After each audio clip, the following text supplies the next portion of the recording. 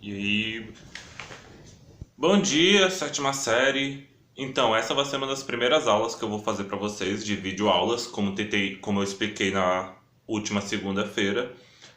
Eu não vou dar aula sobre arte indígena, porque eu já dei bastante nos últimos dias de aula presencial que a gente teve. Eu espero que todo mundo já tenha feito a atividade da mãozinha, que eu já expliquei várias e várias vezes no mural de atividades. Mas se alguém tiver alguma dúvida, por favor, ainda eu vou tentar responder ao máximo. Sobre as atividades e sobre como devem ser postadas. Gente, se você tirar a foto do seu desenho e botar o arquivo no mural de atividades, e dependente de como você bote essa foto, essa imagem do seu desenho no mural de imagens, eu vou conseguir ver, mesmo que você ou o resto da turma não consiga ver, eu como professor, eu consigo ver ainda, independente de como você coloque. Então só tentem de todas as formas possíveis colocar a foto do desenho no mural de imagens, beleza? Qualquer outra dúvida eu ainda vou estar respondendo,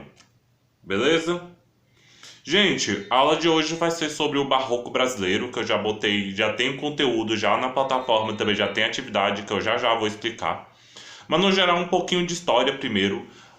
Gente, o Brasil foi descoberto em 1500, essas coisas meio óbvias que vocês já sabem, mas a nossa primeira capital foi Salvador, mas a nossa grande primeira metrópole, ou seja, onde juntou mais gente no início do Brasil, foi quando o Brasil ainda era dominado por reis, foi em Minas Gerais. Por quê?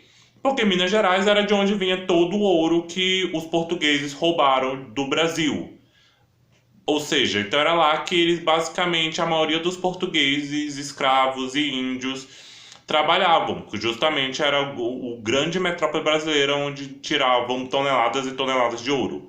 Justamente por isso que em Minas Gerais que está a nossa maior ou nossos maiores prédios históricos, como é a igreja de São Francisco de Assis. Gente, todas as imagens estão na internet, mas eu sei que vocês são preguiçosos demais para procurar qualquer uma delas. Basta procurar no Google, nessa parte de cima do Google, e pesquisar Barroco Brasileiro de Minas Gerais, que vocês vão ver todas essas imagens que eu vou apresentar para vocês. Mas enfim, para os preguiçosos, essa grande é a igreja de São Francisco de Assis. O que tem dentro dela?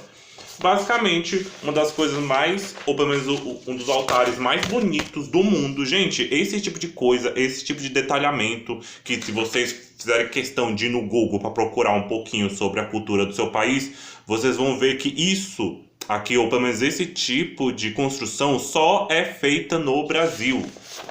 Só o território brasileiro tem esse tipo. Olha o tanto de coisa que tem na igreja de São Francisco de Assis e nas igrejas de Minas Gerais. Você não vai encontrar esse tipo de ornamento. Gente, ornamento é tipo tudo isso aqui. Todas essas paradas, esses anjinhos, essas paradas de ouro.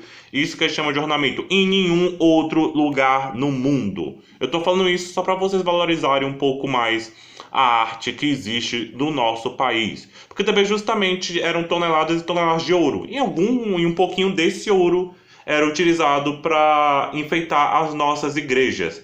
É por isso que sempre acho que toda a vida escolar de vocês vão ouvir falar sobre o Barroco Mineiro, justamente porque é impressionante, ou pelo menos é muito bonito, tudo, ou pelo menos todo o legado do Barroco brasileiro deixou. E principalmente o Barroco brasileiro é muito importante, porque também foi onde tem os nossos dois primeiros artistas, os nossos dois grandes artistas que são mundialmente reconhecidos, só que não tanto no Brasil, mas todos vocês já ouviram falar pelo menos de um deles.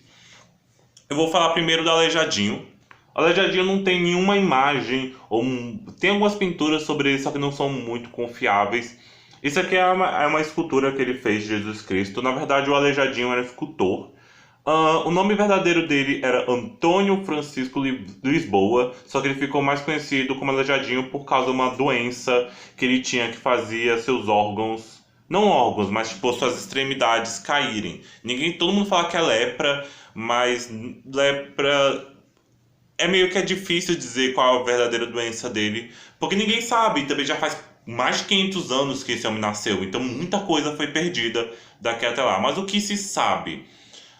Se sabe-se que ele não perdeu todos os dedos da mão, como todo mundo fala. Na verdade, ele só perdeu esses 3 dedos aqui, esses 3 primeiros dedos aqui. Ele tinha ainda o indicador e o polegar, que era justamente como ele fazia esculturas, que ele pegava o cinzel. Cinzel é o martelinho que a gente usa para fazer escultura. Ele também perdeu os dedos tanto dessa mão quanto dessa. Então, ele só tinha os 2 indicadores e os 2 polegares.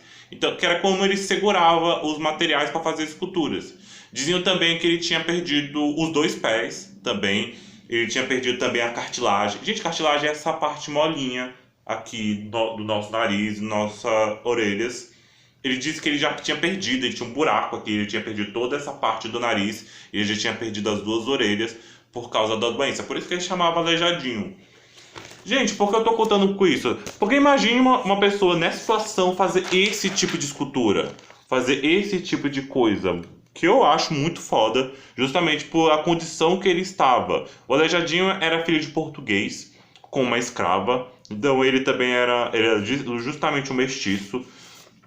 O pai do Aleijadinho, essa aqui é outra escultura da Nossa Senhora das Graças. Quem é católico já deve saber um pouco mais sobre esse tipo de coisa. O pai do Aleijadinho era arquiteto, então foi basicamente ele que ensinou o Aleijadinho ao ofício das artes.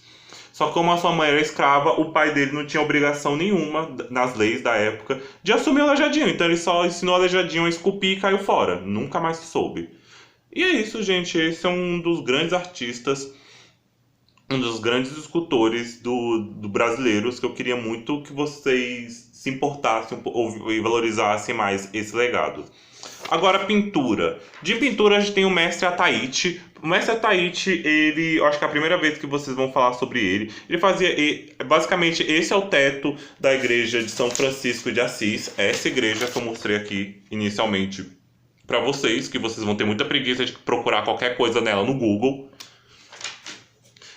Basicamente esse é o teto, ou um dos tetos que essa igreja aparece. Eu sei que parece bem pequenininha, mas gente, essa igreja é enorme, enorme. Só para finalizar, Mestre Ataíde. Gente, o Mestre Ataíde é importante porque ele foi um dos primeiros artistas, ou o primeiro artista a fazer pinturas genuinamente brasileiras. O que seriam pinturas genuinamente brasileiras?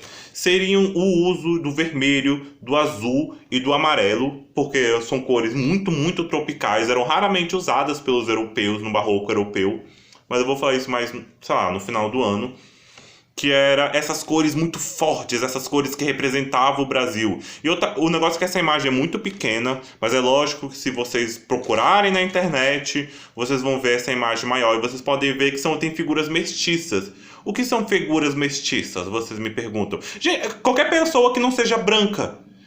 O Mestre Ataíde foi o primeiro. É porque é difícil de ver, mas se vocês verem com mais cuidado na internet, vocês vão ver que as obras da Ataíde tem pessoas negras, tem pessoas pardas, tem pessoas de todas as cores, não somente brancas. É por isso que a gente lembra do Mestre Ataíde. Ou pelo menos por isso que o Mestre Ataíde é um grande artista que chega até nós. Opa. Enfim. Gente, e é isso, o barroco brasileiro. Eu queria muito que vocês valorizassem. E só para ressaltar que vocês não vão encontrar esse tipo de coisa aqui, esse tipo de enfeite de igreja, vocês não vão encontrar em igreja nenhuma no mundo. Nenhuma, só brasileira. É só um jeito de vocês se importarem mais com a arte brasileira. A atividade. Gente, a atividade hoje vai ser meio que simples, só que não. Tô dizendo simples porque ela não vai ser tão trabalhosa, mas só que não, porque claro que eu vou dificultar a vida de vocês. Basicamente, eu quero que vocês tenham a mesma experiência do Mestre Ataíde. Eu quero que vocês façam um desenho usando só as cores que ele usavam, que eram exatamente as 3 primárias, que é vermelho, azul e amarelo.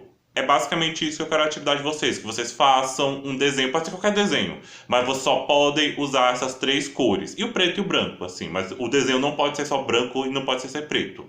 E tem que ter as 3 cores, que é vermelho, azul e amarelo.